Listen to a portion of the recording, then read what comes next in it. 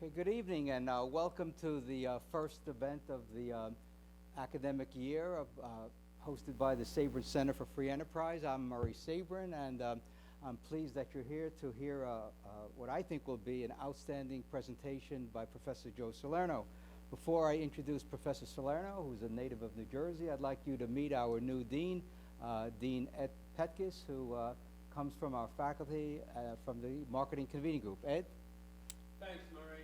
I just want to extend the welcome as well. I'm also a native of New Jersey, as are many of us in this room. New Jersey. And again, I just want to extend Professor Sabrin's welcome and welcome Professor Salerno and Professor Albrecht will be here on the panel as well. And Murray do those introductions and just remind you all that to look, keep these events at the Sabrin Center for Free Enterprise holds. Also look for scholarship applications coming. I guess that's Soon. Soon, and scholarship decision in the spring through the Sabrin Center for Free Enterprise. We're really grateful to Murray for hosting these types of events. And so, enough from me. Let's get on with the program. I'm sure you'll enjoy tonight's discussion. So, thanks for being here. Okay, for those of you that are here live in the Trustees Pavilion and those of you that are watching at home, our thanks to our grantor, the Institute for Humane Studies, funded by the John Templeton Foundation, that made today's evening possible. Or as Yogi Berra, the great Yogi Berra said, thank you for making tonight necessary. But here is the URL that we were asked students and other guests to use to give us your feedback. We used to have paper, but since that we've become very environmentally conscious, we're not using paper, doing everything online. So when you, after tonight's event, if you could please go to the website, tinyurl.com/RCNJ Lecture 104 to give us your feedback, because the Institute is always looking to fund programs across the country, and we're pleased that they've been able to accept our application so we can bring top quality speakers to Ramapo College to engage with you of some of the important events facing the country. And today's discussion will be one of those discussions about our economic situation, prices, money, banking, and a whole host of other issues. Before I introduce Professor Salerno, I'd like to thank Dr. Alex Albrecht from the economics group, who will be joining us to discuss all the wonderful things that are happening in the economy and not so wonderful things. Professor Albrecht, as you know, was the executive director of the Eastern Economics Association that was housed at Ramapo College for several years, and he also was the faculty advisor to the Fed Challenge, which helps students present their ideas to the Federal Reserve about what should be done regarding monetary policy. So thank you, Alex, for participating in tonight's event. Now, he has his fan club here, so that's okay. I just want to remind you, we have two other speakers coming to Ramapo College. October 27th, Thursday evening, right here in the Trustees Pavilion at 7:30, the Commissioner of the Bureau of Labor Statistics from Washington, D.C. is coming to discuss the job market. And this is very important for college students, no matter what your major is. So if you have friends that are in other schools, they should know what are the projections for employment opportunities in the future. So this is a very important event for students, not just business students. And then on November 14th, Monday, here again at the Trustees Pavilion, Professor Thomas DiLorenzo is coming up from Baltimore, where he teaches economics, to discuss his new book, 9 Things Millennials Should Know About Socialism. As you know, Bernie Sanders, a self-avowed democratic socialist, made some headway in the primary campaign this year for president, and Thomas DiLorenzo wrote this book especially addressing millennials about what you should know about the economy and how socialism, if we had a full-blown socialist economy, how it would affect you as an individual, employee, employer, et cetera, et cetera, et cetera. So tonight we are very fortunate that Professor Salerno is with us. I'm not going to read his biography, it's in the program. All I can say is I've known Professor Salerno for more than 40 years, and we were both graduate students when I first met him, and I could tell in speaking with him about the economy back in 1974, long before you were born, that he was going to be a top-notch economist in the United States. And he certainly is. Given his resume, He's edited books. His book, Money Sound and Unsound, is a collection of his essays that go back 30 years, talking about very important issues in the economy: money, banking, international trade, the Federal Reserve. He's appeared on media, Bloomberg, C-SPAN, and other media like that. And most recently, a year ago, and this is something students should realize, and other members of the audience, students who he's taught at the Mises Institute, which is affiliated in Auburn, Alabama, honored him by putting together a collection of essays based upon his contributions to economics, the history of economic thought, money and banking, methodology. This is one of the highest honors that a professor can get, is when his students get together to honor him by putting together a collection of essays called a Festschrift, from the German, meaning, I guess, in honor of the professor. So Professor Salerno is going to talk about a very important topic: why falling prices is good or are good, depending upon your grammarian skills, is good for business. As you know, the Federal Reserve has an avowed goal to raise prices across the board 2% a year. So Professor Salerno is going to point out, is this good or bad for the economy, and if so, why? So without further ado, Professor Joe Salerno. Thank you.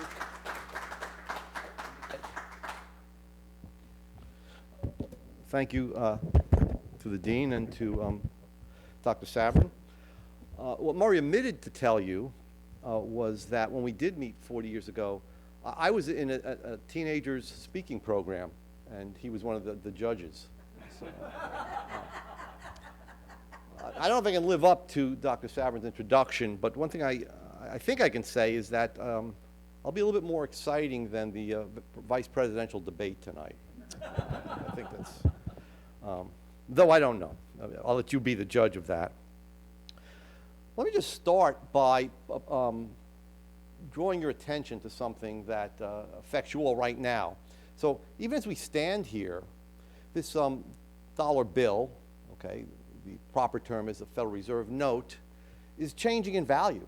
Okay? Even as we sit here, the prices are changing. The only use for this dollar bill is to purchase other things. The only reason why we want money is so that we can give it away again. So that when we trade something, our labor, or if you sell a used car, and you're willing to take these pieces of paper, which you can't use to wallpaper your house, you can't use it for anything directly yourself. I mean, you might be a miser and you might sit around fondling these things late at night, but for the most part, money is not something that that is directly useful to you. You only are willing to accept it, and accept it for very, very valuable things, including your own leisure time when you go to work, is because you believe that there are other people out there, you're confident that there are other people out there with valuable things that you want to possess. A new car, an iPad, the new 7 iPhone, which I'm having delivered soon to myself. These are things that these dollar bills can get you. Now, what's important for tonight's lecture is that this is changing in value. Okay? Certainly during your lifetime, and even during my lifetime, and not to mention Murray's lifetime, the value of this dollar bill has gone down continually. Okay? Though it's not true in the case of all goods. So if you compare pulling into the gas station today to pulling into a gas station three years ago or so, the value of this has gone up, right? I mean, the price of gasoline has come down from around $4 per gallon to $1.50, $1.80 a gallon now. Okay, $2 a gallon. In other words, in terms of gasoline, the value of this has doubled. You can buy twice as much gasoline with a dollar bill as you could in the past. Okay. Same thing is true if you go into Best Buy. You can buy many of the same products that you could buy 5 or 10 years ago for much lower price. Falling prices up until the 1914, all during the 19th century, used to be referred to as an increase in the value of money. It was something that everyone welcomed, because of the same salary, as prices fell year after year, and I'll give you some statistics on this, you were able to buy more and more, even if you didn't get a raise in the money that you were receiving in your pay envelope and or your paycheck. In the 1920s, okay, until the present, the increase in the value of the dollar, meaning the fall in prices and the ability of these dollars to buy more, has been called deflation. okay? And now everyone is afraid of deflation. Everything the Fed does is to avoid us falling into a deflation. So let's talk a little bit about the deflation and what it actually means and its effects. Let me just give you an example. Let's say you have prices of three goods in an economy. You have candy bars, pizza, cell phones. Those prices translate into a value of money or a purchasing power of money. How much can money buy? So if the price of a candy bar is $1, then the price of $1 is one candy bar, can buy a full candy bar. Price of pizza is $10, can buy 1/10 of a pizza. And if a mobile phone is $100, it could buy 1/100 of a phone. What if you woke up the next day and found that the prices of all these things have been cut in half? Would that make you happy? Sure would. Make me even happier if all prices fell to a nickel. Now you get two candy bars for the $1. You get 1/50th of 1/5 of a pizza and 1/50th of a cell phone for $1. The value of your money has gone up. Okay, so what's so bad about deflation? I mean, there are arguments about why deflation is bad. Before these, in fact, I have the next. Oops. Before I go into the arguments about what's bad about it and whether, in fact, those arguments are correct, let me just bring your attention to a movie that you probably haven't seen, but I'll describe the important part of it. Many people in my generation have seen it. It was Harrison Ford starred in it. It was called Witness. It was a movie about the Amish in southeastern Pennsylvania. It was actually a police procedural. It was an action movie. But the Amish people, they more or less forsake any sort of ostentatious jewelry. They don't even have buttons on their clothing. They use these hooks and eyes. So obviously they're not big fans of diamonds. They have no demand for diamonds. Okay, well, how does that touch on what we're talking about? What's important to realize when we go through the discussion of deflation is that it's not, people think that costs determine price. Someone might say, well, a diamond is very expensive and a diamond bracelet is very expensive because it costs a lot to produce a diamond bracelet. No, that's nonsense. So going back to the movie, what if everyone adopted the values, let's say everyone in the US adopted the values of the Amish, meaning that they had no demand for gems and diamonds and so on. Okay. What's interesting is then the price of diamonds would fall to zero. But then what would happen to the value of let's say, jewelers, okay, very highly trained jewelers? No one would pay them a salary. That would be zero. What would happen to the value of diamond mines and machinery that was used to mine diamonds? The values of those things would fall to zero. So the correct way of looking at it is that prices determine costs. Okay? The lower the value that people put on things, the lower the cost. So what you have to keep in mind is that when prices fall, the things that are inputs into producing the products whose prices are falling, they also fall. Okay? So I'll come back to that point.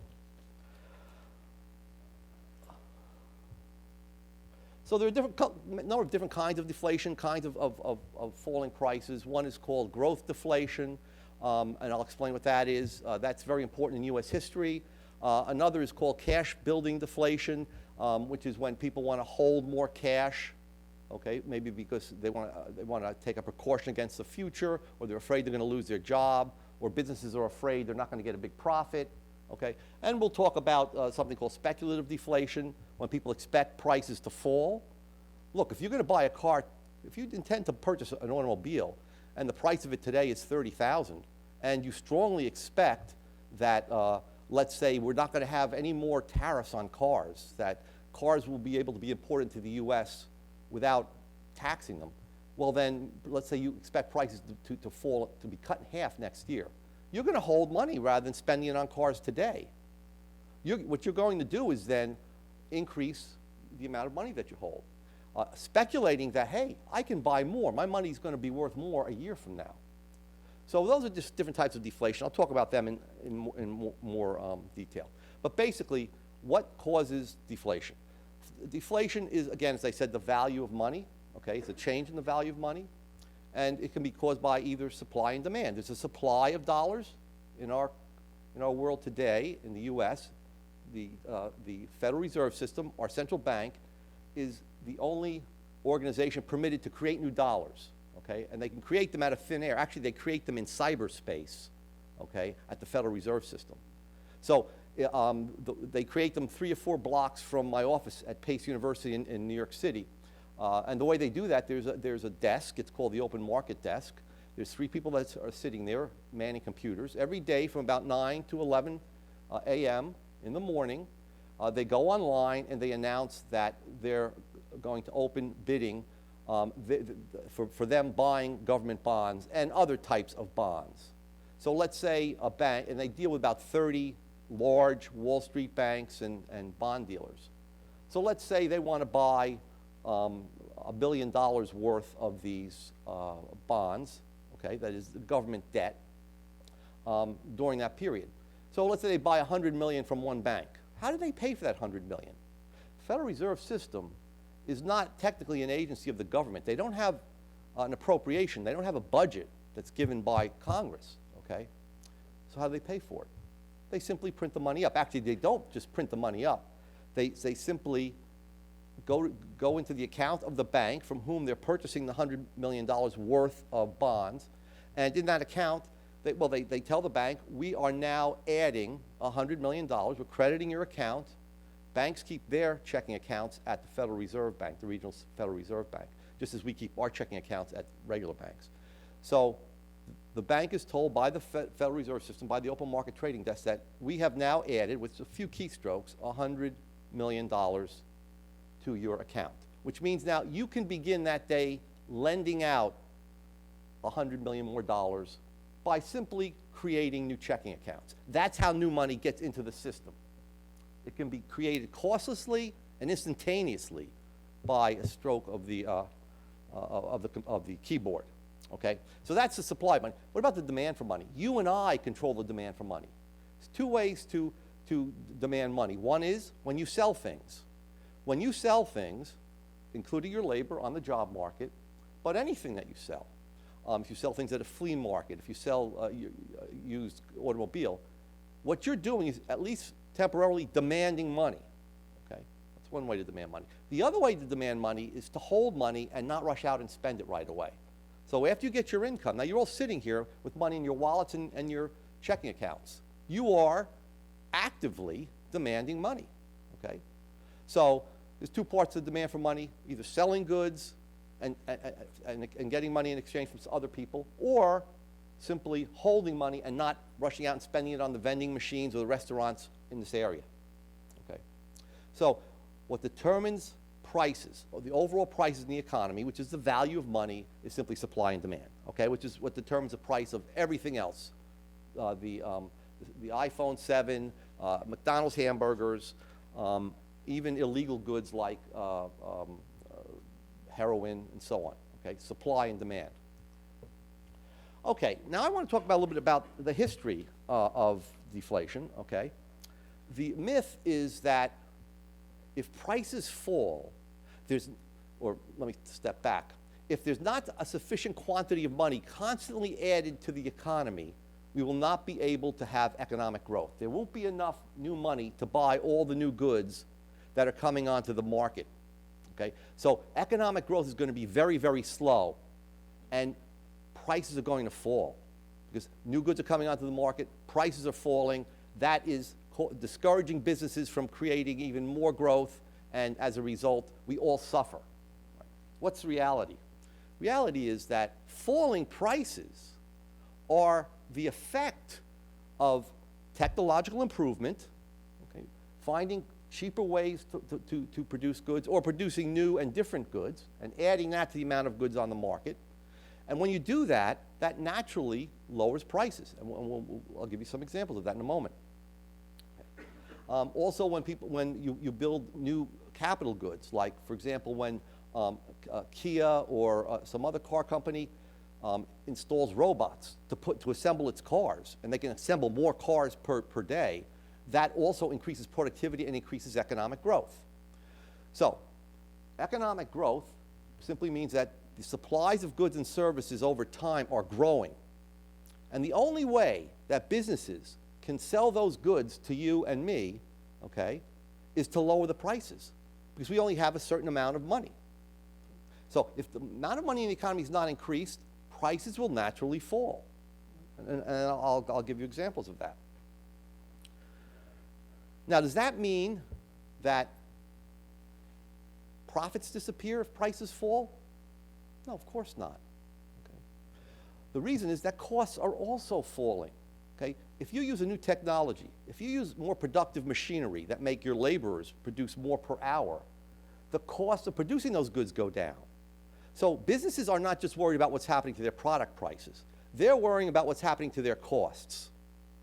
So economic growth depends on profit margins, the difference between the price that you sell the product at and what you're paying the workers, what you're paying people who sell you capital goods to purchase those inputs. So prices and costs both go down when we have economic growth. So we have deflation.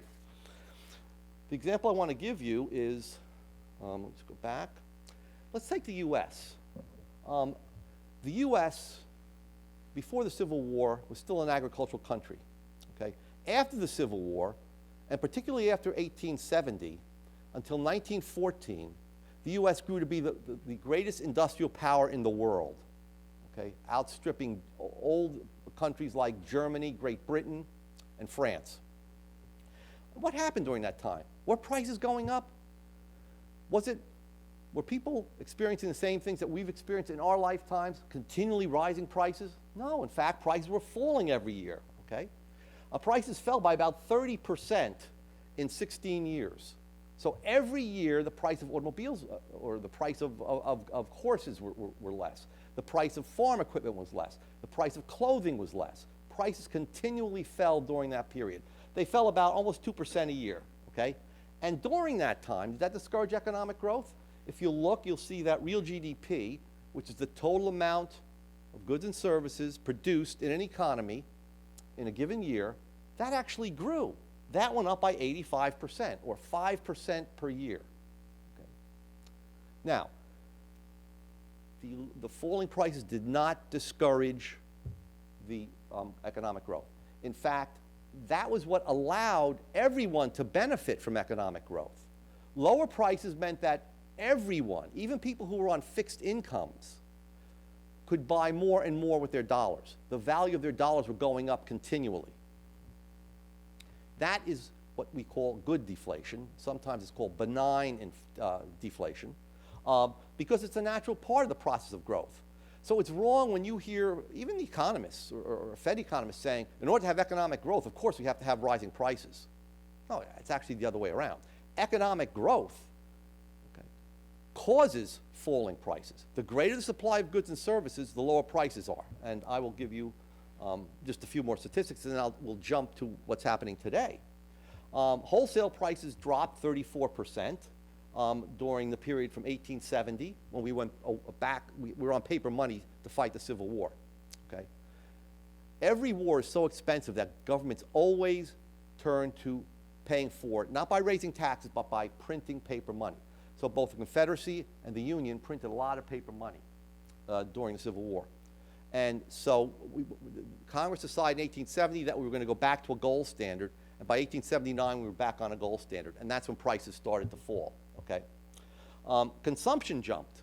Consumption was going up. That is, people had more and more goods to consume while prices were falling. Okay, so if you look at that graph, which goes from 1800 to 1900, notice something interesting. Prices went up, began going up during the War of 1812. We had the first sort of central bank in the U.S. It was called the First Bank of the United States, which issued paper money, drove the price levels up. We eventually had a crisis in 1819, the Panic of 1819. We had a recession, and we went back to, the bank was destroyed by Thomas Jefferson. President Jefferson was against the bank, so he didn't have it rechartered, because he thought paper money was for the special interests, for the a bigger business, and it was anti-farmer and anti-everyday worker. And then, of course, during the Civil War, 1860, you see another big spike up in prices. Prices almost doubled. Okay, they went from an index of 100 to an index of 200. And then they fell again by 48% from 1860 to 1900. What's interesting is, if you'll note that in 1900, prices were actually lower than they were, 50% lower than they were in 1800, okay? And they were about the same as they were in 1834 when we went onto a gold standard in the United States. And yet we had this tremendous growth from a backward agricultural economy in 1800 to an industrial power by the early 20th century. Okay, so here's some recent examples. Even though the government has been relentlessly increasing the amount of money in our economy, printing up new money through the banking system by creating dollars in cyberspace that banks then lend out by creating checking accounts for people who want to borrow, even though that has occurred, there are some goods whose productivity has improved so much through new technology, through more productive machinery being installed and so on, investment in capital goods. Those goods are what we know as high-tech goods. Okay. So let's look at what's happened to the prices of these goods. A mainframe computer, which would have probably filled about a third of this room in 1970, cost about $4.7 million, okay? That was, today, the simple PCs that you have, or your laptops, are 20 times faster, and they have much more memory, and they sell for less than $500. So we had tremendous technological improvement. The prices have come down from $4.7 million for one that was inferior to less than $500. Did all the computer producers go out of business? Of course not. In fact, it exploded. Computers exploded because the costs were coming down. So from 1980 to 1999, PC prices fell by 90%. So PC prices were $20,000 when they first came out or more, and now you can get them for $300, $400, whatever it is. Okay, so we had a 90% fall. What happened to the industry? Well, less than 500,000 were purchased in 1980. No one who lived in a household ever thought that they would have a computer in their household. Not even when the first PCs came out, okay, because they were very, very expensive. Now households have 3, 4 computers, tablet computers, and so on, okay? And we have had an explosion. 1999, 43 million were shipped. In 2013, 15 million units of computers were shipped. Does anyone see deflation discouraging economic growth? Okay. Let's take another. And PC prices, the memory prices came down from about $6.50 per megabyte to less than 1 cent per megabyte today. Okay. But there's a lot of memory out there that you can buy. Right? No one went out of business. What about HD TVs? That's one of my favorite things in the world. Okay, especially when the Giants are playing. Well, not so much last night. Anyway, so we had, in 2004, there were 32 million television sets sold in North America. The average price is $400, but the size is only 27 inches. Okay.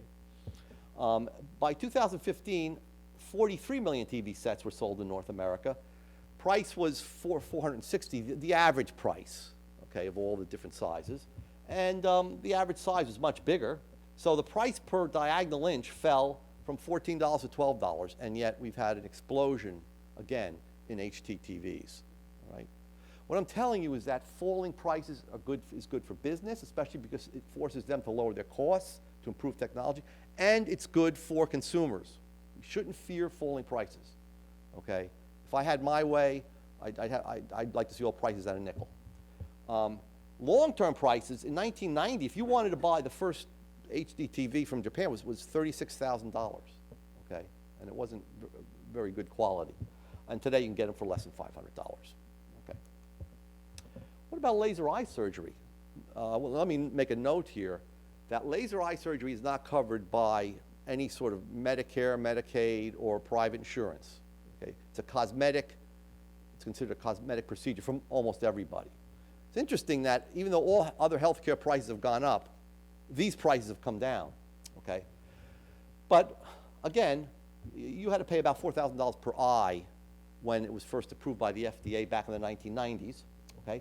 Now, you have to pay about $300 per eye. Usually it's around $600, but you can find discounts, pay $300. Botox treatment, another cosmetic surgery, been tremendous improvement in technology in Botox.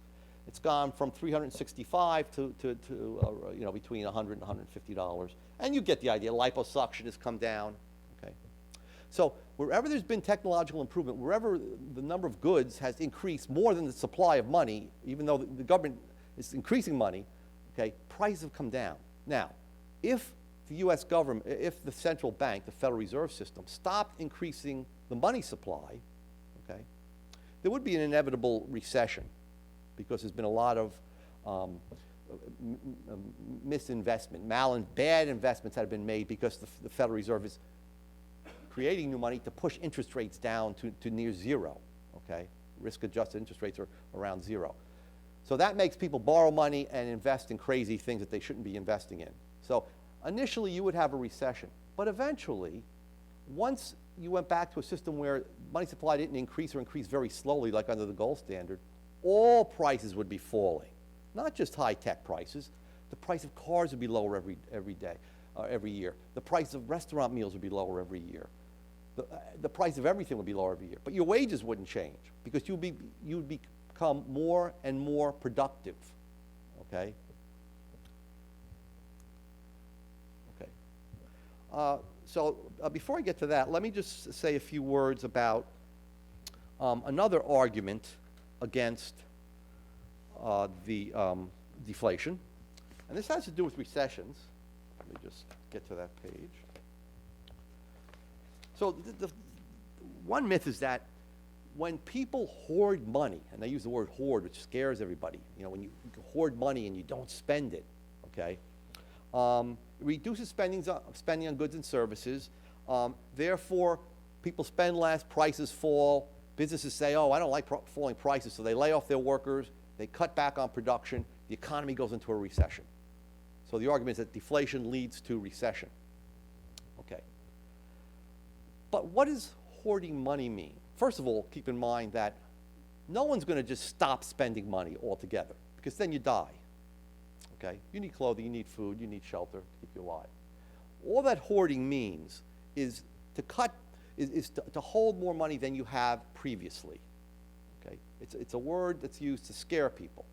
Hoarding simply means that you increase your demand for money, that you want to hold more money today and wait for the future to spend more. It might be because you're afraid of what the future is going to bring. It might be because we're in a recession, or when we were in a recession, you're afraid you might lose your job. Or businesses think that their costs are too high, so they're waiting for the costs to fall because their prices are falling during a recession. Or people just might be more uncertain about the future. Or because people think that in the future there's going to be a lot of sales and that prices will fall. So there are reasons for spending less today, and they're rational. There's nothing wrong with them. It's like any other preference, okay? Some people might stop buying as many apples as they did before, okay? Maybe thinking that, you know, apples might not be as good for them as they think they are, okay? Or for whatever reason. But you know, the economy doesn't go into recession because people make certain decisions that other people don't like. So the word hoarding, when it's used by someone, means that I don't like what these people are doing. They should be spending more money. It's basically telling someone, you're not spending enough. That's ridiculous, okay? So what's the reality? The reality is that hoarding simply, as I said, an increase in demand for money. There are many reasons for it. But just like when there's an increase in the demand for any other good, just the price of the good will go up. If there's an increase in the price of Apple, you know, iPhones, the price will go up. The value of money goes up, which means its value rises. That is, you can buy more with each dollar if people hoard some money. Right? It drives prices down, and so that they're able to sell the same amount of goods but at lower prices. Okay, so I don't think I have to go too much into. In normal times, does this happen? In normal times, people really don't hoard money. It's only when they're fearful, fearful of a war, fearful of terrorism, fearful of a recession, losing their jobs or not getting a pay raise. But that's just mere prudence. That is, you're holding money for a rainy day, okay? That should not be criticized. The same thing is true of businesses. They believe that, look, costs are going to be lower in the future, so I'll wait for costs to fall before I make big investments.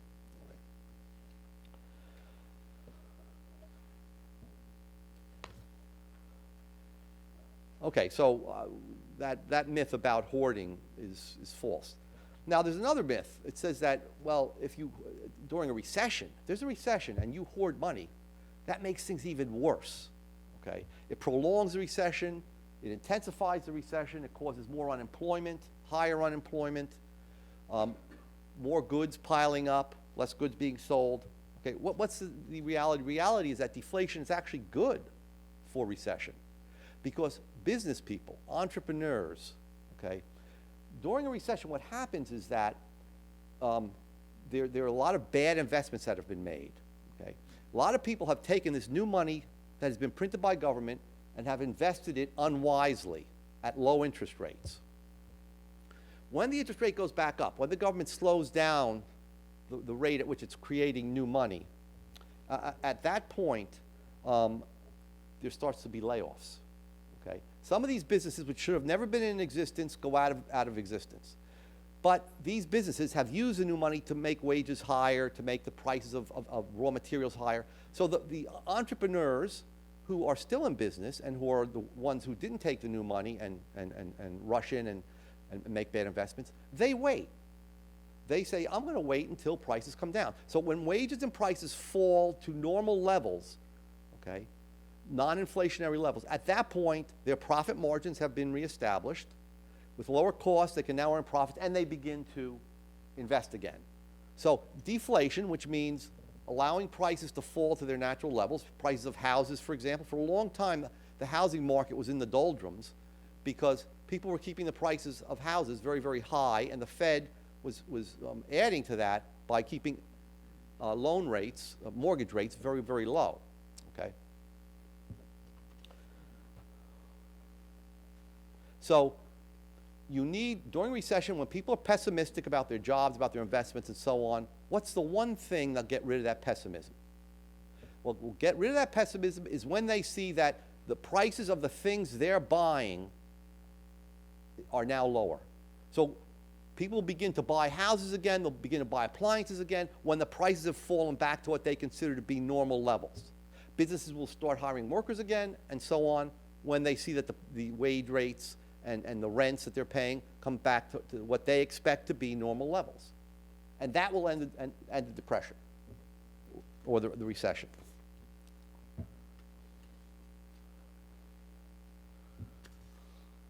Okay, so do I have any proof of that? That deflation? Everyone says that, look, if there's a depression, what you need to do is you need to increase the amount of money in the economy, push interest rates down, get businesses to borrow more at these low interest rates, which they didn't do for many, many years after the financial crisis in 2007. And even today, business spending has stalled in the last 6 quarters. It's actually fallen. And I just saw statistics today that durable good orders from businesses are stagnant. They haven't increased. And that means our economy is not doing that well in real terms. Okay? But let's look at this. Let's test this theory in a way. It's not really a test, but it's an illustration, okay? What is better? Or what's more likely to get the economy out of a recession? Is it inflation, or is it allowing prices to fall to their natural levels? So this is the forgotten depression. No one talks about it, okay? It was called the Great Depression back in the day. This was 1920, 1921. Now we know the Great Depression that we all hear about in our history books or economics classes went on for 11 years, from 1929 to 1940. And it's blamed on the fact that after 1929, after the stock market crashed and people panicked and they began holding money and not spending it, and banks stopped making loans, and many banks went out of business, and people's checking accounts disappeared into thin air. There was no deposit insurance then, and their savings accounts disappeared, went up in smoke. there was less money being spent, and so the result was that the depression got worse, and unemployment went up to 25%. Well, is that really true? I mean, is it true that you need more money to be pumped into the economy to get the economy out of depression? Because money was being pumped in the 1930s. After 1933, there was new money being pumped into the economy, and it didn't get us out of the depression. World War II really got us out of the depression.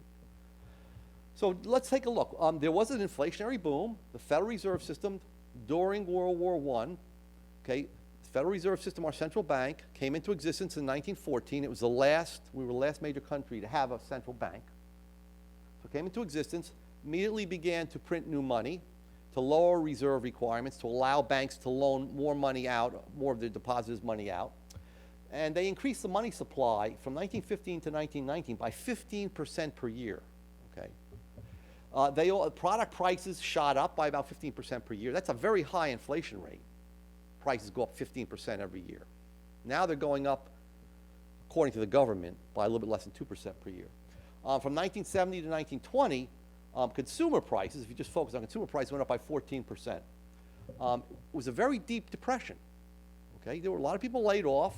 The GNP, the total output in the economy, or total spending on output in the economy, fell by 24%. In other words, people spent $91 billion on the goods and services produced in the economy in 1920, but they only spent $69 billion the next year. So the economy fell off a cliff. And that caused real GNP, the total amount of real goods and services, to fall, okay? So it fell by 9%. The economy actually shrank by almost 10%, got 10% smaller. That's a pretty bad depression, okay? And unemployment reached 15%, okay? And that's a very high rate of unemployment. We had a very bad depression in 1980, 1982, and it never reached much more than 10%. Same thing happened in 2007 to 2009, it reached a little over 10%, okay? 15% is very bad. Okay, so we also had steep deflation. The money supply started to slow down. Remember, it was growing by 15%. In 1920, it only grew by 3%. And then it shrunk by 8%. There was 8% less money in the economy in that year. But what happened? Prices fell tremendously. Prices fell by 16% in 1921, and then they fell by 8% in 1922. So this is a test. We had the prices falling. We had deflation. Did it make this depression worse? And consumer prices fell by 10%, 11%, and then by another 6% in 1922. Okay, so what happened? In fact, wholesale prices were cut in half, and wages fell. So even wages fell by over 10%. By August of 1921, even as the prices were continuing to fall, okay, businesses began to invest again. They began to hire back workers. The depression ended by August 1921, only 18 months after it began, and it was a very deep depression, okay? There's a great book by Jim Grant called The Forgotten Depression. It was written last year or 2 years ago. I recommend it to everyone. It's written for the layperson, the person who's interested in economics. A very good book. But the Great Depression lasted from 1929 to 1940. In the 1920-21 depression, the government didn't do much. Didn't increase the money supply, didn't start any public works, didn't impose, there was no minimum wage, okay? The minimum wage didn't come in until the 1930s. They didn't interfere with falling prices. But the Great Depression, which I'm not going to go into in much detail, they imposed minimum wage, they established unions as very strong negotiators by forcing all businesses to collectively bargain with unions, even if the workers themselves who voted against the union would rather work at a lower wage. Well, people were starving in the streets. They wouldn't allow agricultural prices to fall. It was against the law to cut agricultural prices. They destroyed the gold standard and got rid of it. By 1933, it was illegal for any American to own gold except if you were a licensed jeweler or a licensed dentist. If you continued to hold the gold and not turn it into the Treasury or to the banks, it was under penalty of $10,000 fine and or 10 years in prison. Now, Americans could not own gold again until 1976. Okay. And they also imposed higher taxes, more regulations on business, and so on. And that's why it lasted 11 years, because there was no natural adjustment, no natural fall in prices. The worst thing that can happen during a recession, when you're, when you've lost your job or your wages have been cut, is to have prices going up. And for part of the recession, prices were going up from after 1933. Prices were actually rising, and people were unemployed. So it actually made things worse. At least during the 2021 depression, prices were falling. Okay. So there was a study by some mainstream economists, Atkinson and Kehoe. Okay, they wrote up an article, and they studied 60 countries over 100 years, okay, or more. They broke it into 5-year periods, and they covered 73 deflation episodes and 29 depression episodes, broken into 5-year periods. I'll just give you the bottom line on this. What did they find? If you exclude the Great Depression, when the government interfered tremendously, they found that 65 of the 73 deflation episodes involved no depression. That means 65 out of 73 times there was no deflation during those 5-year periods they were studying. I mean, there was no depression when you had deflation, okay? And in 21 out of the 29 depression episodes, you didn't have deflation. Prices were actually going up. For example, we had recessions during the 1970s. We had 1, 2, 3, if you count the one in early 1980.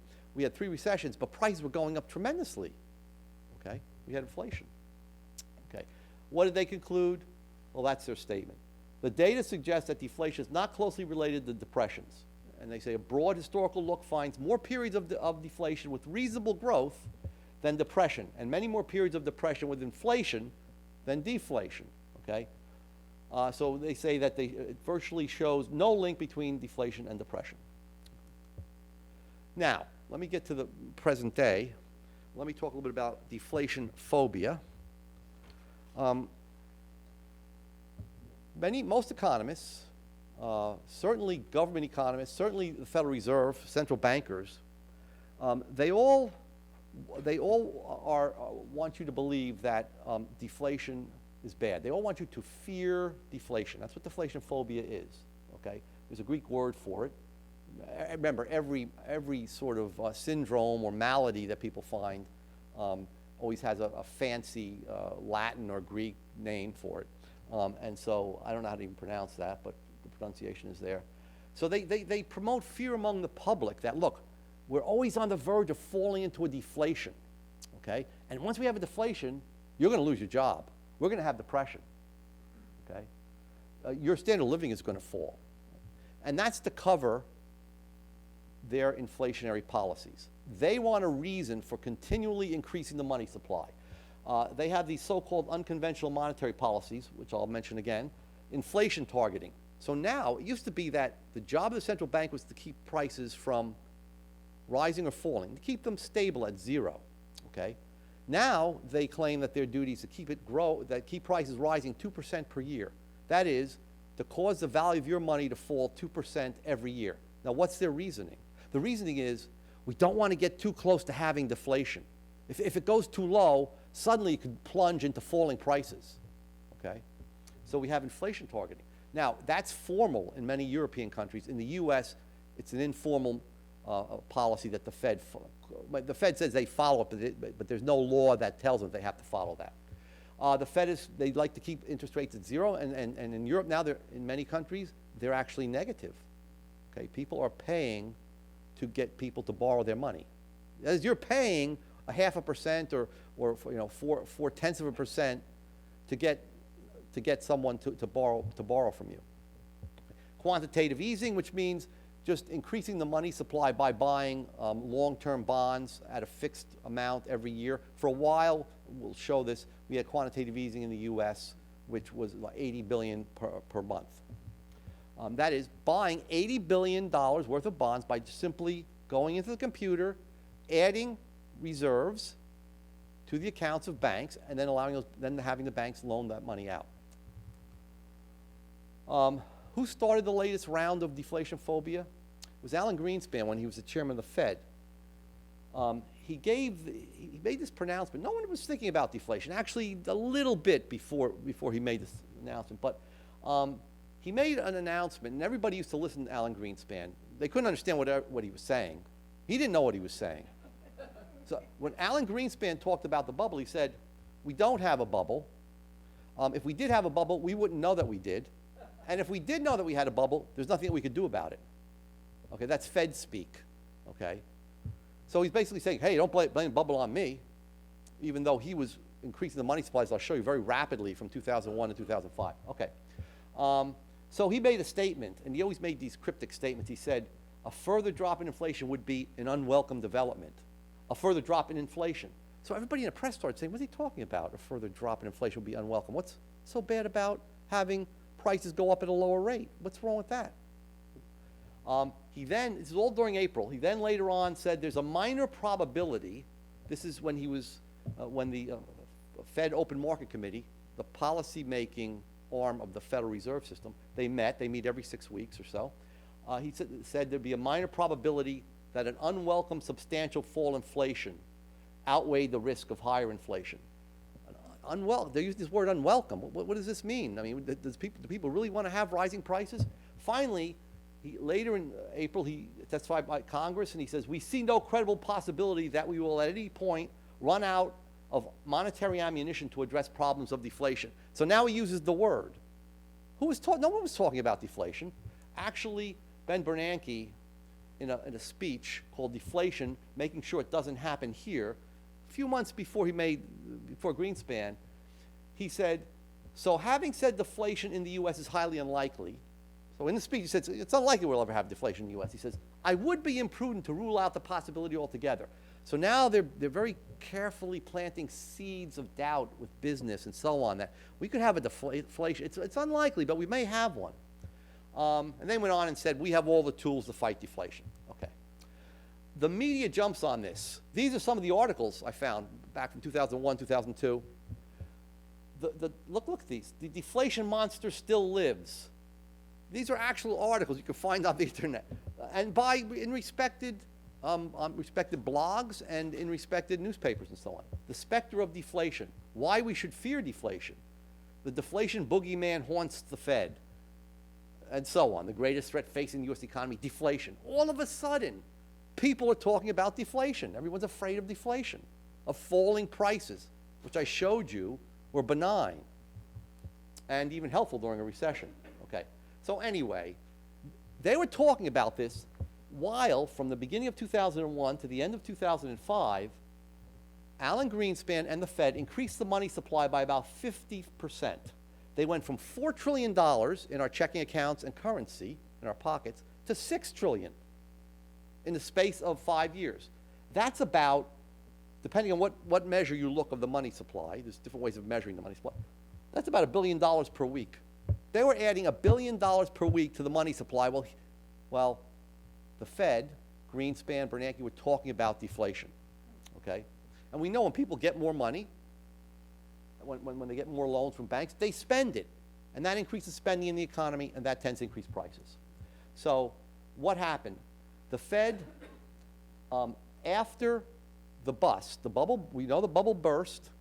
There was a housing bubble. Greenspan didn't see it. Bernanke didn't see it. Almost no one saw it. A few Austrian economists saw it, economists who followed the Austrian school, not economists that are natives of Austria. Peter Schiff, a financial commentator and an investment manager, he saw it, and a few others. They saw it as early as 2003, and they began to say the U.S. economy is going to have a financial crisis, okay? And the housing bubble is going to collapse, and in fact it did. So how did the Fed react? They reacted by increasing their, what's called their balance sheet from about $800 billion. That's the amount of government bonds that they held. They increased it all the way up till today. It's gone down a little bit from 4.4 trillion. It's around $4 trillion. That means to get to 4 trillion, they had to buy about $3.2 trillion. They printed up $3.2 trillion from 2008, 2009, around there until today, of bank reserves. Okay, they just created these bank reserves through cyberspace, and that increased the amount in the, of money in the economy. So just to give you some other figures real fast before we end, the money stock, total amount of money in the economy went from about a little bit more than 8 trillion in 2009, and now it's around 13 trillion, increased by $5 trillion, okay? That's a rate of inflation, a rate of increase in the money supply that went as high as 10% in 2011 and 12. And if you look here, that's about 7%, and now it's increased up until 2015 by about 6%. They're increasing the money supply, and now it's jumped up quite a bit. It's 7.5%. Okay, just a couple of other things here. What did that cause to happen? Even though prices of consumer goods, though not the ones that you and I actually see, prices of consumer goods, according to the government, are rising by about 1.8%, 2% a year. Look at what happened to the stock market.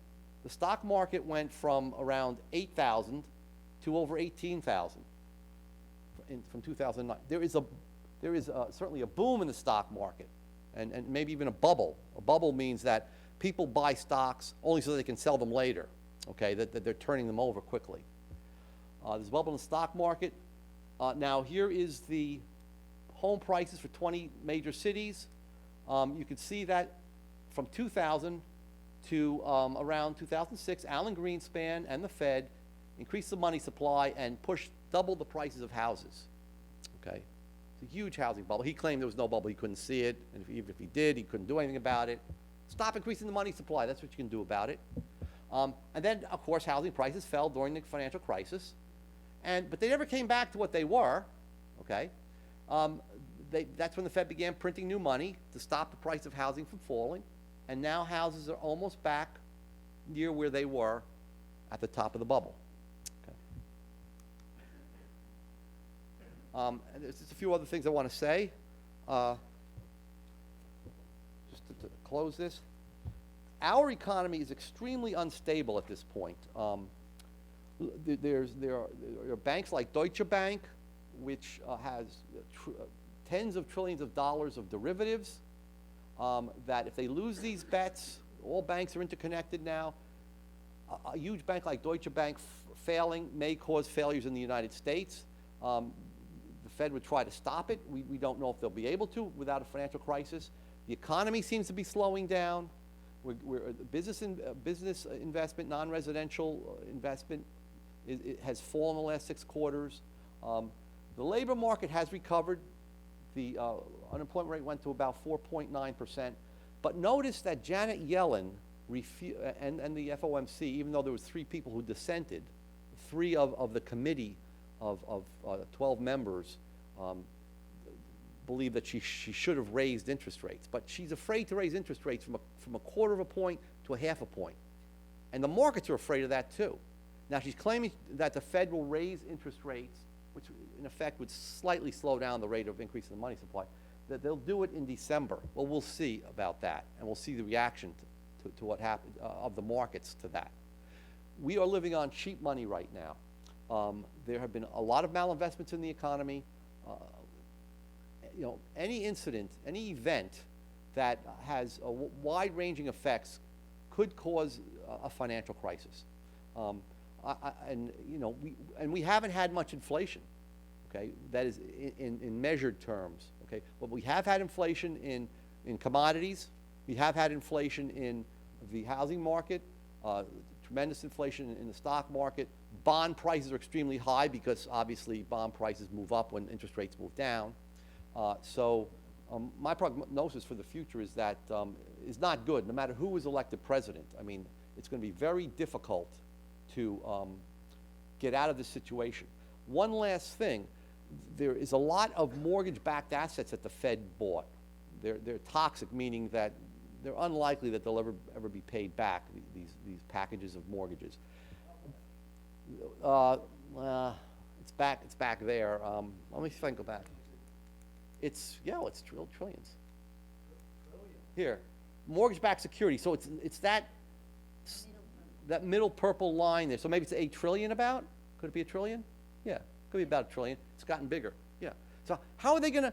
What they want to do is to reduce their balance sheet, to sell some of this stuff back to the market. But if they do that, interest rates on mortgages are gonna jump up. The mortgage market's gonna collapse. So, I will stop there, and thank you for your attention.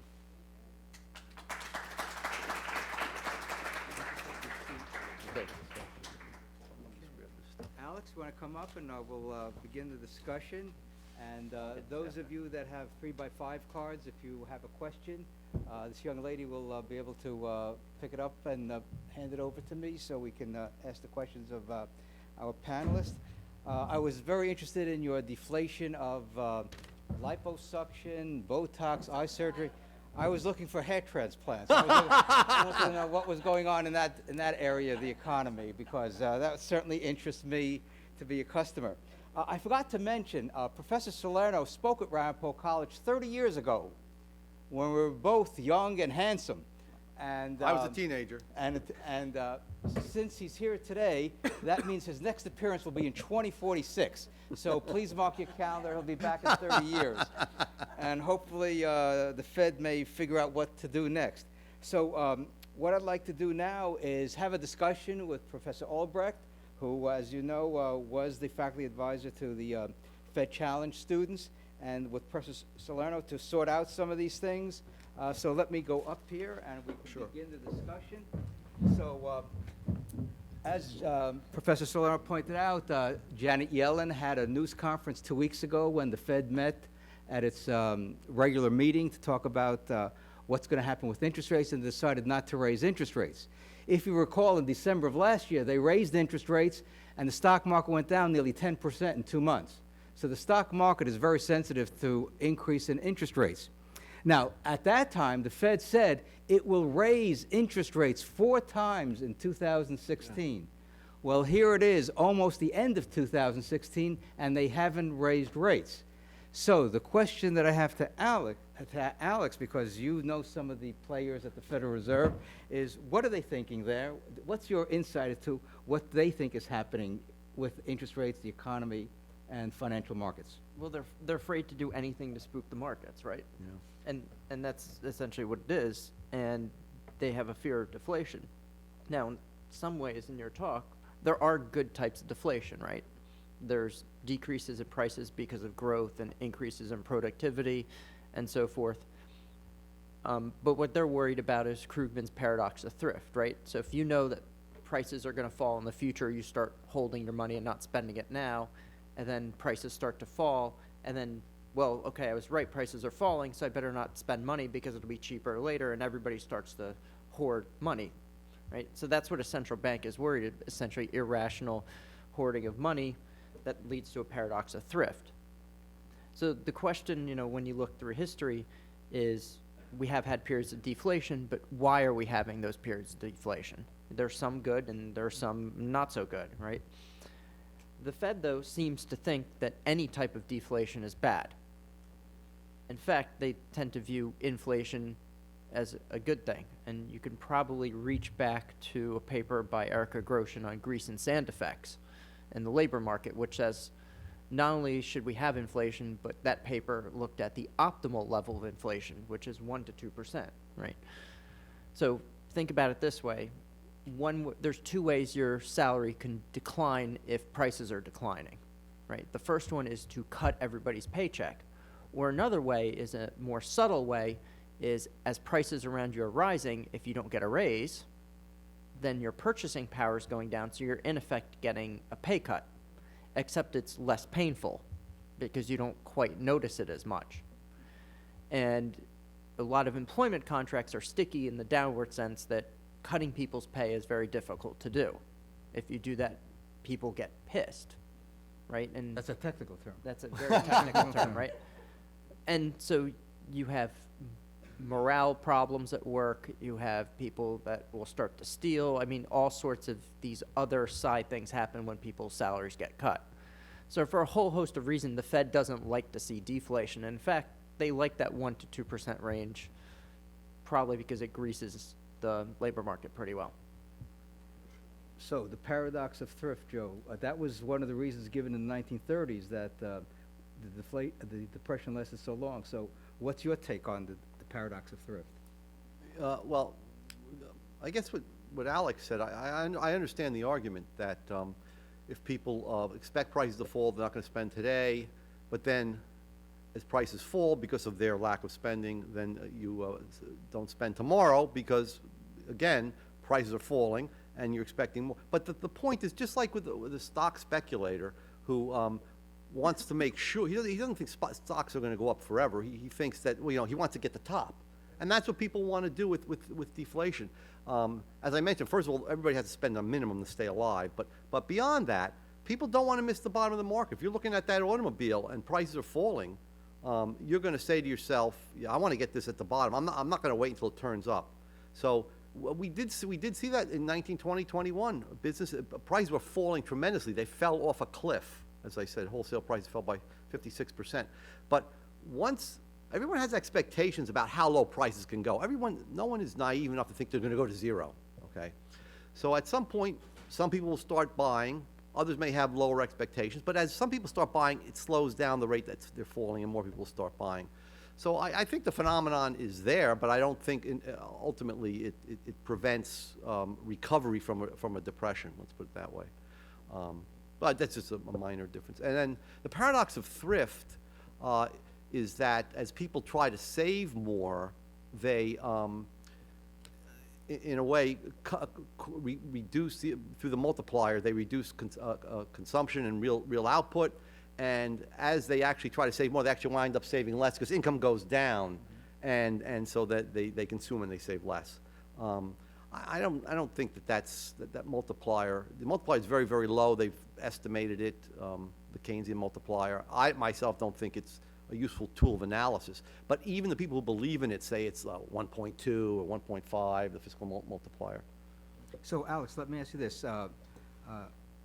If inflation is what some people call the robbing of the person's purchasing power, isn't the Fed acting against the interest of the average working person by saying we must have 2% inflation when a lot of people are not getting 2% wage increases in this economy? Well, who's getting the real increases in wages? It's not the bottom 10% of the income distribution, right? Well, this is the debate. As Joe pointed out, the stock market has, tripled since the bottom of 2009. So it's really the one percenters who are stock traders and hedge fund operators.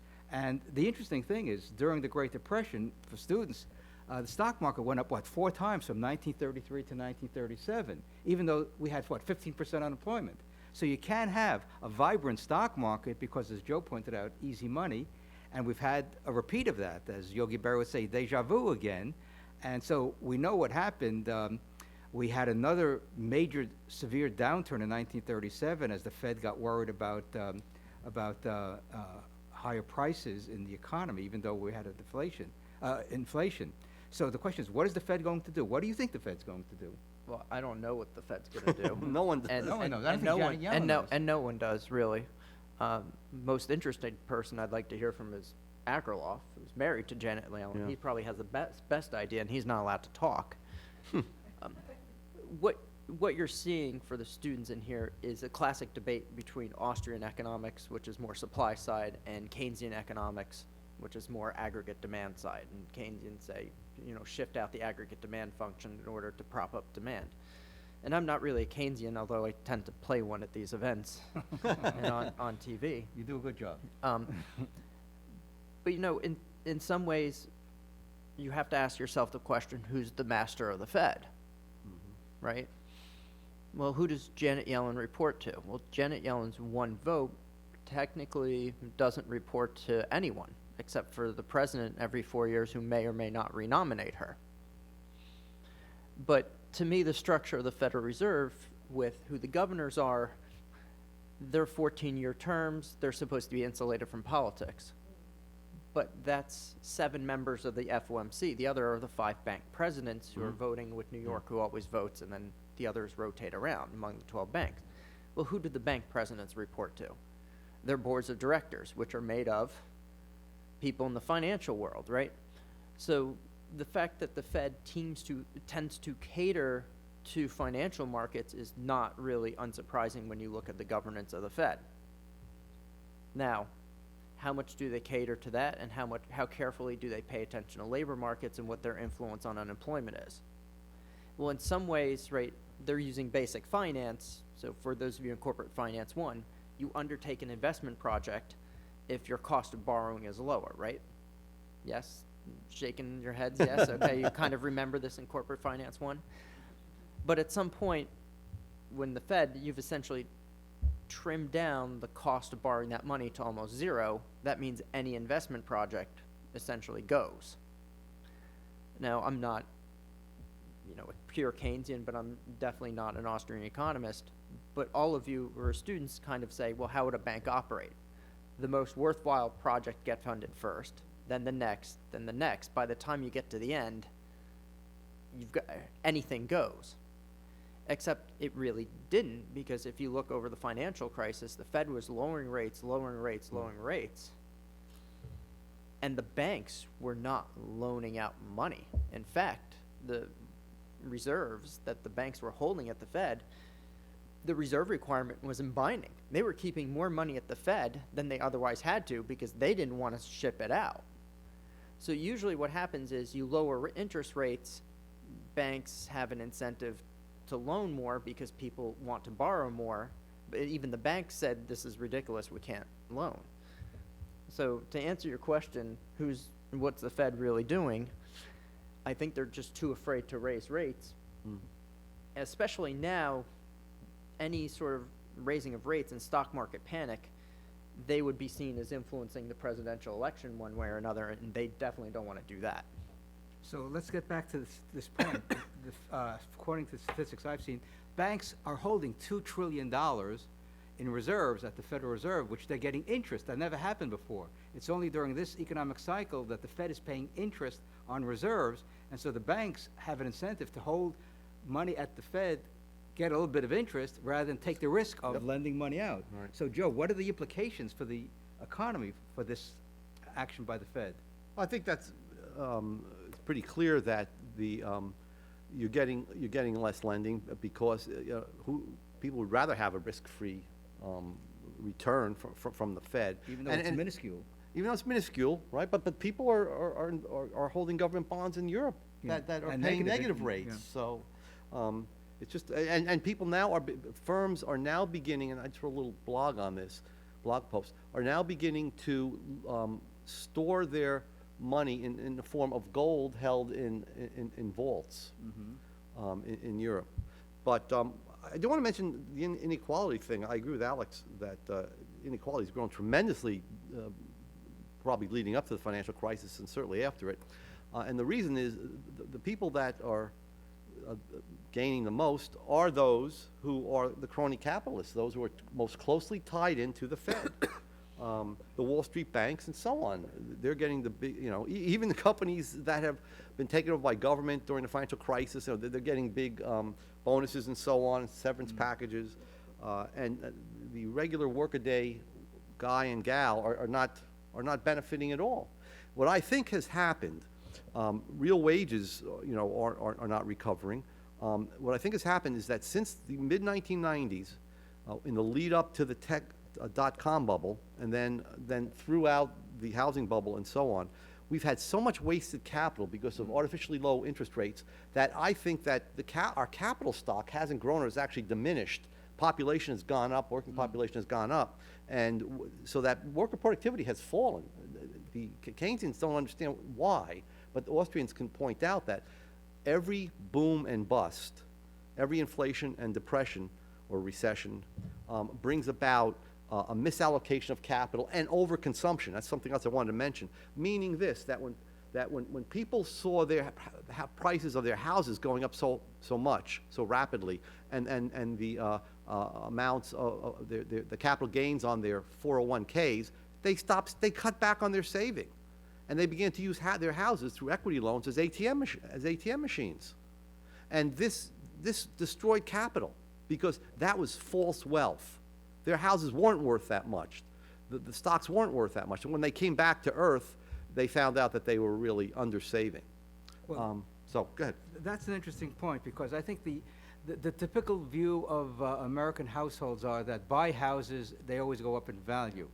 Yet we know house is a depreciating asset. It depreciates just like a car does. But people don't buy cars in order for the car to be sold for more than they paid for it 5, 10 years down the road. But we expect that with housing. And so that paradigm was totally burst in the housing crisis of 2007, 2009, where housing prices in some communities went down 85%. Some places in Florida, some places Las in Vegas. Las Vegas also. So the question is, I just saw a post today that Miami luxury condos are sales are starting to get very soft. So could this be the beginning of the next downturn in the economic cycle? What do you think? Well, I mean, well, first off, I would say at the Eastern Economic Association meeting several years ago, we had Dick Peach, who was responsible for the presentation to the FOMC on housing prices before the bust. And he went through the data series that they looked at. And Case-Shiller was pretty clear that there was a housing bubble. There were a couple others, but then there were some others that didn't show a housing bubble. And in his defense, he argued, yeah, he made a mistake on that, but depending on which data series you looked at, you could have a very wildly different outcome. I was one of those economists in 2006, 2007, 2008, and somewhere it's on video for one of these things where I basically said, sell your house now because in 2 or 3 years you can buy it back for 25% what you sold it for. I think you listened to me on that one. You sold Yes, your we house. sold right, our there house you go. right at the peak of the market. So, Thank you very Murray much. listened to me.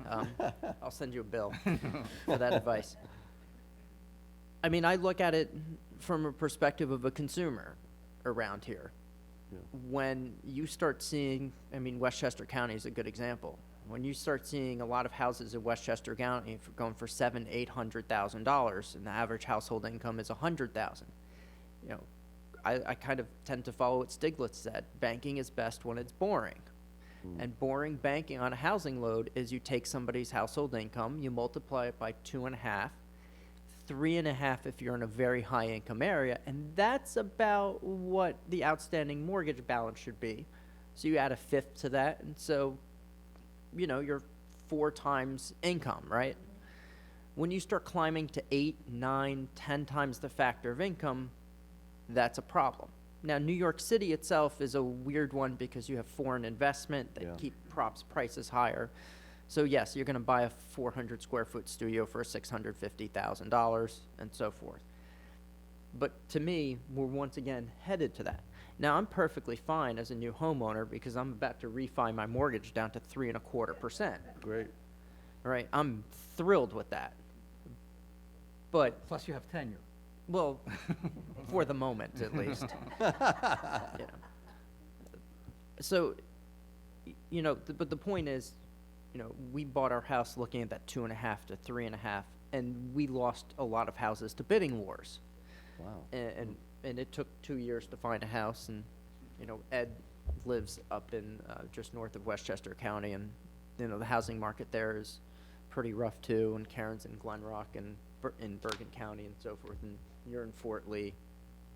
I'd crack a bridge stroke, but probably too soon. So anecdotally, right, as consumers, you can tell that something's out of whack. When you look at national data, it's not always clear. Why? Because these national data tends to be national. So when you look at real specific markets, you can really tell something's going to start to go wrong. But in the world of finance, and I have friends who are in finance, some of which who are actually still employed, they all kind of knew that there was a housing bubble. But their concern was, okay, when's the housing bubble going to burst? And that's the problem, they couldn't tell. And a lot of them also knew that the downturn was going to happen, so you better make your money now because you'll be unemployed later. And then finally, you look at some of the mortgages that were given out. They were good ninja loans, no income, no job, fine. So, that cheap money, like I said before, the cheaper the money is, the best projects get fit first, then the next and the next. Housing market's exactly the same way. The best credit scores get the money first, and then vice versa, and it goes down. And this, the idea is the higher the risk profile of the person, the higher the interest rate. I mean, what's the high interest rate on a mortgage? Yeah, what If is- you're a bad credit right now, it's probably 4.75. I mean, I heard when I was a baby in 1980 that some mortgage rates were like 30%. You know, Yeah, do you- no, they do you shot remember up those to I don't know if it 20 was that high, it was No, 15%. but- No, they went to 17 to 20, Yeah. yeah, yeah. Yeah. So, I mean, we're living in a world where you have an entire generation that thinks an interest rate of 5% is insane, right? And that we know historically hasn't been the case. So I think for all those reasons, the Fed wants to keep interest rates lower, especially given it's an election year. Let me ask Joe a question, because one of the reasons I invited Joe to speak today is that 50 years ago, Alan Greenspan wrote an article called Gold and Economic Freedom, and if you Google it, you can find the essay, Gold and Economic Freedom by Alan Greenspan, where he essentially did what Joe did in describing what happened in the 1920s, giving a very, quote, hard money analysis of the boom of the 1920s that ended in October 1929 with the stock market crash, and then the depression that lasted 11 years. So isn't it ironic that 50 years ago, Alan Greenspan gave an analysis similar to yours, and yet he couldn't figure out there was a bubble when he wrote that there was a bubble clearly in the 1920s, even with hindsight, that what happens to people when they go to Washington, D.C., and they write one thing, and then they go into D.C., whatever agency they're in, and they basically, for lack of a better term, maintain the party line. Yeah, I agree. I think you might go to DC with the best intentions, or you may not, but even if you go with the best intentions, look, the only way you're gonna get your you wanna do certain things, the only way you're gonna get your program through is by making compromises. And you're gonna find yourself continuing to compromise. And you're gonna, I think, digest some of this stuff that you're getting, and it's gonna change you. Yeah.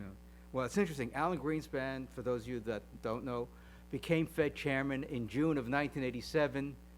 4 months later, we had the stock market crash of 1987, which was a one-day 22% decline in the stock market. yeah. And some people thought this was the beginning of another repeat of the 1920s, late 20s, and 1930s. The Fed stepped in and immediately started inflating, and the stock market took off again till the dot-com bubble.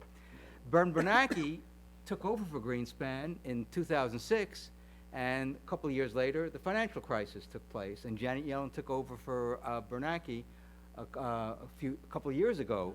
So the question is, are we going to see another financial crisis, given the history of a new Fed chairman coming into office and repeating the mistakes of the past? What do you think? I don't think it has to do with the Fed chairman. I just think it's bad timing. Although Bernanke was probably smart and got out of town before, yeah. you know, the proverbial something hits the fan. You know, back to your comment about getting to Washington, D.C. It's one thing to sit as an academic and to write. It's quite another to be in a chair, because the chair, Fed chair, has a lot of pressure, right? And pressure changes everything. Changes judgment, changes your ability to analyze, and changes the dynamic of the way information flows to you.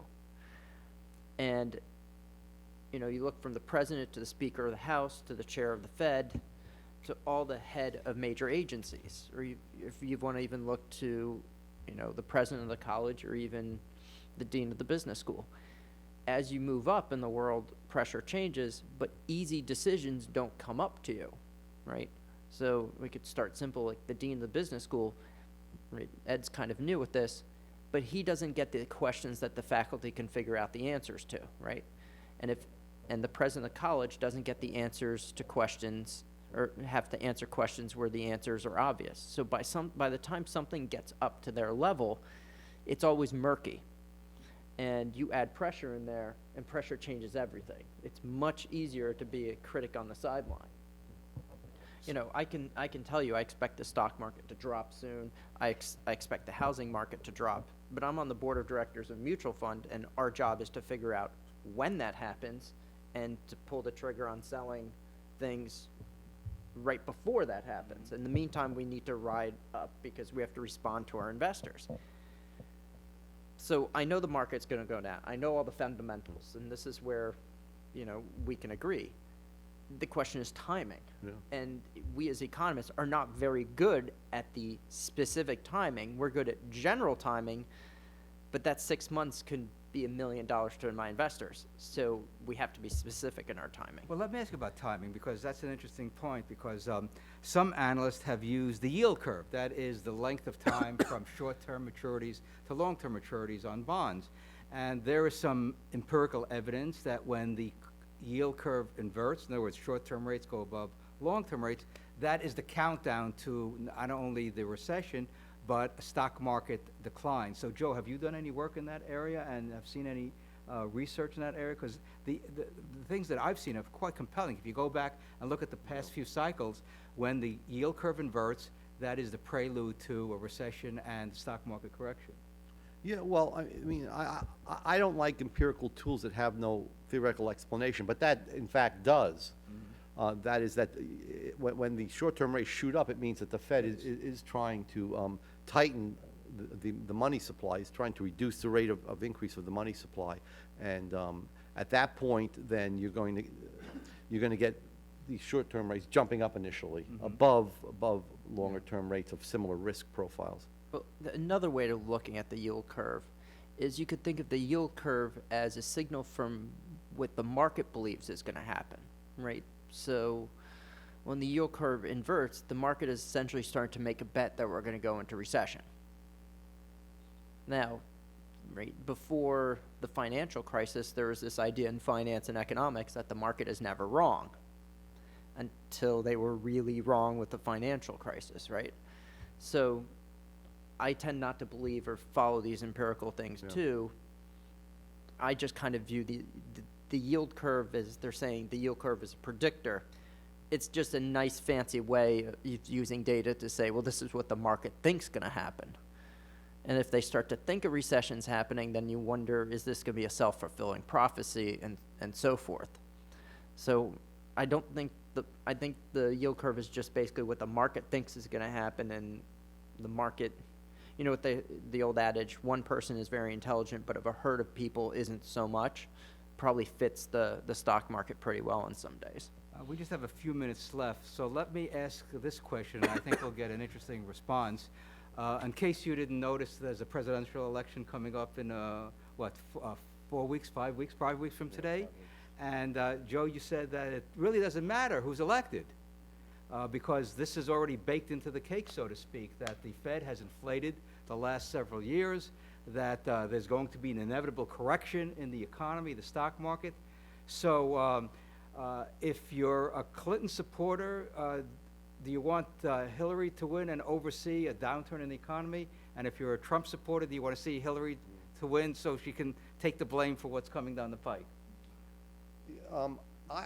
Regarding the Fed, I don't think, the election of either candidate will change much about our economy in general. But when it comes to the Fed, Trump has taken sort of a contrarian stance. I mean, he has blamed Yellen for not raising interest rates. I don't think he understands quite what he's saying, but he has blamed her for that. He also seems like the type of person that would audit the Fed, which I think needs to be done. And also, I mean, this is a pet thing of mine, even though I don't like the Fed, I like to see it abolished. That's something that's not going to happen in any reasonable period of time. I think in the meantime, what we can do is take the Fed and fold it into the Treasury. I would rather see, look, the Fed decisions are political at bottom.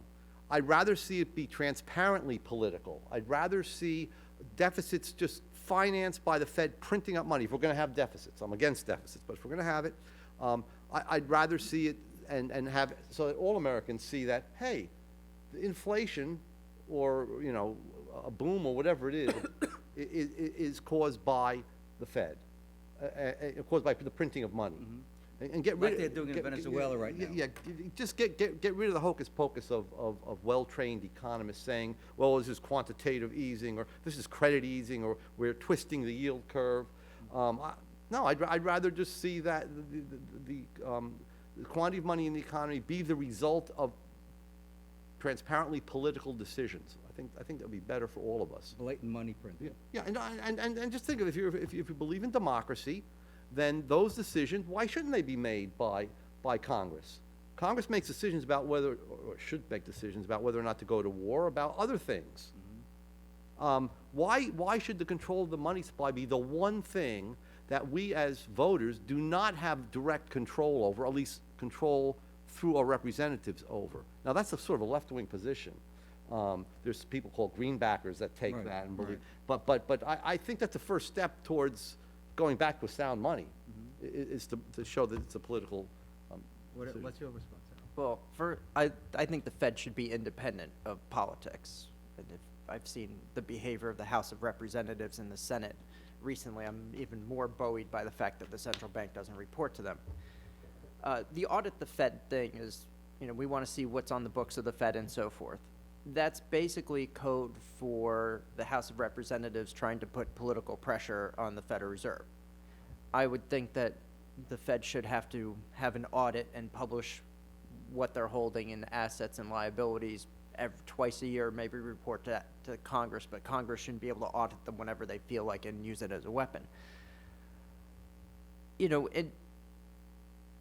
There are lots of central banks that are directly controlled by the political process. They also tend to be in banana republics. I think an independent monetary supply or independent monetary authority is a good thing. Where we can play around with it is, what's the mandate of the Fed? It's maintain stable prices and full employment. It's been interpreted by the Fed, stable prices is that 1 to 2% inflation zone. And the European Central Bank has an actual inflation target of 2%. We can argue about what the mandate of the Fed should be, but to me, giving the tools of economics to elected politicians is probably more dangerous than I would care to go to. What about the CIA and the FBI? Should they be subject to politics? Should they be subject to the appropriations of Congress? I don't mean to, I'm just playing devil's advocate I find it here. better not to publicly comment about the CIA. or Okay, FBI. all right. The Okay. NSA. All right, so stable prices in the Fed world is 1 to 2% inflation. So 0 equals 1 to 2. So those students that make mathematical errors on your exam, you can just invoke the Fed. That stable means 1 to 2%. And by the way, I agree that the outcome of the election really is going to have very little impact about the Yeah. economy, because you have a divided House Okay, that is likely, the Republicans are likely to lose seats. Right. And so it's going to be more right-wing House. The Senate is likely to go more Democratic. And so if it's President Trump or it's President Hillary Clinton, I don't think it matters. Neither of them is really going to get anything through Congress anyways. Well, even Warren Buffett said at the annual meeting of Berkshire Hathaway back in May, when he was asked about the election, he says, if Trump or Clinton is elected, Berkshire's going to do well no matter what. And Berkshire has $300 billion of assets. They own 70 companies. They have about $100 billion worth of stock on their books. So he doesn't care, even though he's a big Hillary supporter. So let's wrap this up. Yeah. Deflation is good because it increases living standards for the average person by lowering prices, even though their wages may stay the same. Well, but I mean, it allows economic growth to take place naturally and not be force-fed by manipulating the money supply and interest rates. It's the natural outcome of growth in a dynamic capitalist economy. And secondly, it's good because it allows a quicker adjustments of prices and wages, coordination of prices and wages, and reestablishment of profit margins so that the economy can recover more quickly. That's my statement. And so the Fed, what, is the Fed in the proverbial rock and a hard place, between the rock and a hard place? Because if they raise rates, the markets may tank. There are some people who think that we are going to see the biggest bond bubble burst in history. Well, I'll say two things. First, we're kind of in agreement that deflation can be a good thing. My position as playing the Keynesian is, it depends why we have deflation. And yes, we talk about deflation can have some good things by lowering costs such as wages. But when you stop for a second, and I'm a labor economist, it's not exactly a pleasant experience when you're seeing a downward correction on your wages in the marketplace, right? And so there's a human cost to this too, and a lot of times we economists tend to be accused of being, non-human, or at least not having much in the way of moral scruples when we talk about downward pressure on wages. I mean, we're going to cut your salary and that's a good thing, and let's see how you feel about it, right? So from a political perspective, right, there's two ways of going about cutting somebody's salary. There's the deflation way, which tends to be on a human scale more painful, or letting inflation eat away at your salary, which tends to be the nicer way of, I mean, either way you're screwed, but one's, I guess, a more polite way of doing it and less painful way. And two, deflation can lead to short-term job losses. And, you know, unemployment is fine as long as the government economist counting the unemployed still receives his paycheck. And so, you know, I don't want to lose sight of the human costs to this too. So while, you know, we're not that far from each other on some of these positions, it's also the mechanism by which this happens is important. And, you know, to answer your question about the Fed, if I was Janet Yellen right now, I'd try to do nothing and hope they replace me real soon when my term expires. Well, On that note. On that note, I wanted to thank Joe Salerno and Alex Albrecht for giving us some stimulating perspectives on what's happening in the economy and what could happen. And we hope you enjoyed tonight's session. We think there's a lot of interesting ideas that you should be discussing in your classroom with your professors about how to manage in a world where we may see lower prices if the Fed takes Joe Salerno's advice and stops printing money. But anyway, thank you for being here. Remember, October 27th, we'll talk about the labor market and how young people should be aware of what job opportunities will be in the future. And November 14th with Professor DiLorenzo on millennials and what they should know about socialism to help them become more knowledgeable about trends in the economy. So have a safe trip home. Thank you for being here. And this is New Jersey, so vote early November 8th and vote often, okay? Thank you. This is great.